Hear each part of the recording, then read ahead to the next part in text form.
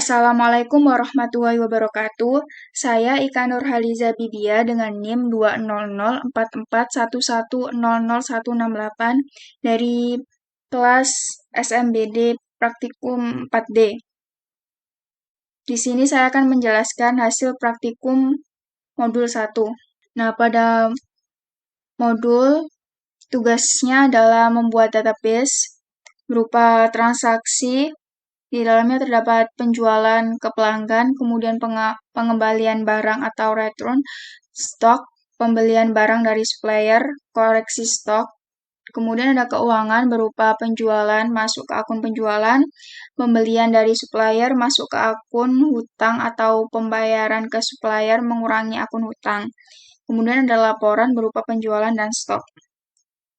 Yang kedua adalah isi data pada tabel masing-masing, yaitu 10 data, dan menampilkan keseluruhan data pada setiap tabel.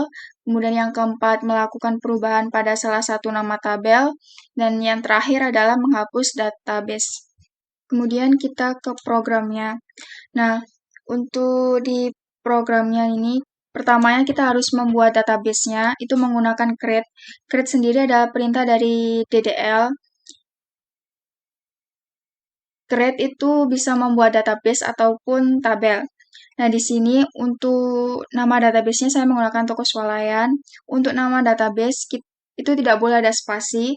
Yang kedua itu tidak boleh sama dengan nama database yang ada. Jadi di sini create database toko swalayan dijalankan. Nah, di sini ada success. Kemudian di refresh. Nah, di sini muncul database toko swalayan. Kemudian untuk use toko swalayan di sini, ini fungsinya adalah untuk mengaktifkan database sebagai database yang aktif untuk menyimpan tabel yang akan kita buat nanti. Kemudian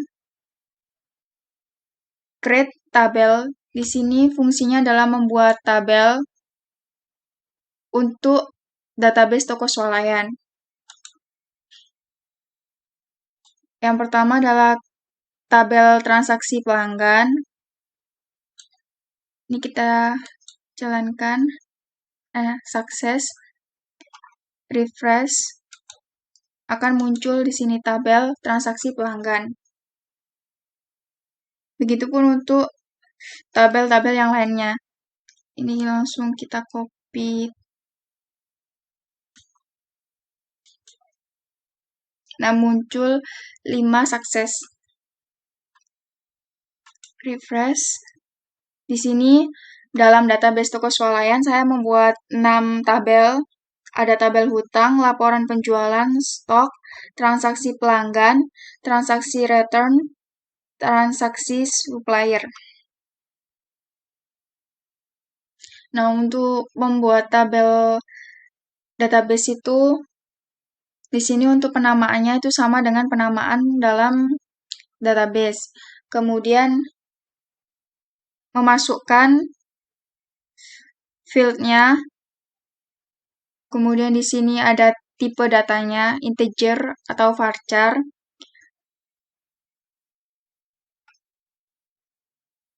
Contohnya di sini adalah tabel transaksi pelanggan.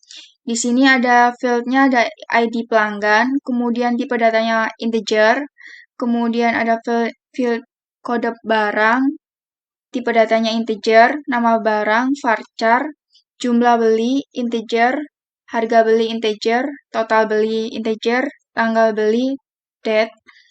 Kemudian di sini primary key-nya ID pelanggan. Di sini primary key itu fungsinya untuk ID pelanggan itu agar tidak sama. Di sini kan menggunakan integer saya, jadi angkanya itu tidak boleh ada yang sama. Atau kita juga bisa menggunakan not null. Itu juga berlaku untuk membuat tabel-tabel yang lainnya. Untuk yang selanjutnya, di sini kita akan memasukkan data atau nilai-nilai dalam tabel. Itu menggunakan insert. Insert sendiri itu merupakan salah satu perintah dari DML. Jadi di sini kita insert, kemudian transaksi tabel di sini itu adalah nama tabelnya. Kemudian values memasukkan nilai-nilainya atau field. Kita bisa memasukkan field itu untuk menambah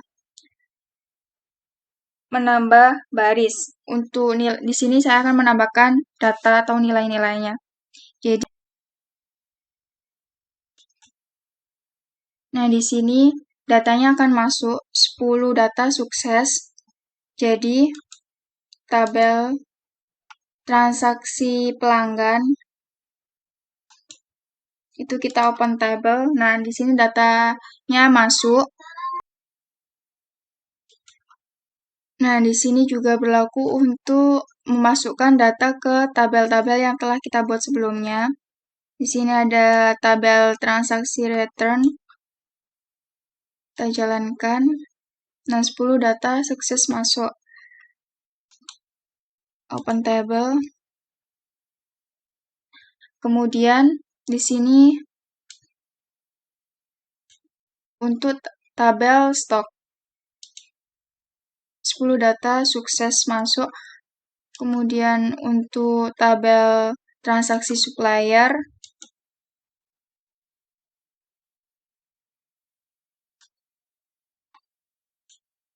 laporan penjualan, dan yang terakhir tabel hutang. 10 data sukses masuk. Nah, untuk selanjutnya adalah select. Select di sini pun juga merupakan perintah dari DML. Fungsi dari select di sini adalah menampilkan isi dari suatu tabel. Jadi, di sini akan menampilkan isi dari tabel-tabel yang telah kita buat. Jadi untuk yang pertama, ini ada tabel transaksi pelanggan. Ini dijalankan. Nah, maka akan muncul tabel dari transaksi pelanggan. Begitupun dengan isi dari tabel yang telah dimasukkan tadi.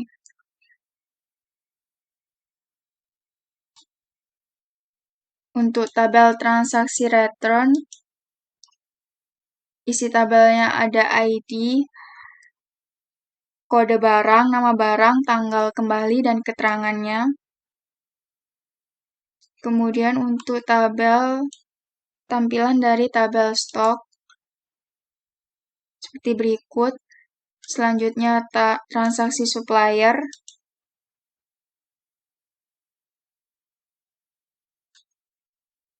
Selanjutnya ada laporan dari penjualan.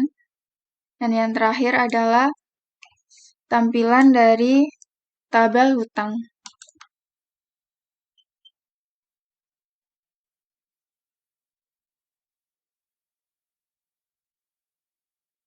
Nah, untuk soal yang selanjutnya itu adalah mengganti menggunakan fungsi alter. Fungsi alter di sini adalah salah satu perintah dari DDL.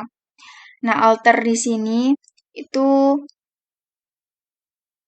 kita dapat mengubah nama atau struktur dari tabel. Jadi di sini saya akan mengubah nama dari tabel hutang itu kita rename menjadi tabel peminjaman. Tuh, kita jalankan. Alter tabel sukses. Ini kita refresh. Sebelumnya kan tabel hutang, kemudian refresh jadi tabel peminjaman. Dan untuk tugas yang terakhir adalah menghapus database. Di sini kita dapat menghapus menggunakan drop. Drop di sini juga merupakan salah satu perintah dari DDL. Jadi drop itu fungsinya adalah menghapus database atau kita juga dapat menghapus tabel. Jadi drop database, kemudian nama dari database yang akan kita hapus. ini dijalankan, maka database sukses dihapus. Ini kita refresh. Oke.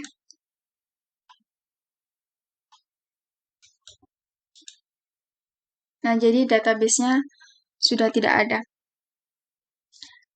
Nah, cukup sekian yang dapat saya sampaikan. Kurang lebihnya saya mohon maaf bila ada salah kata.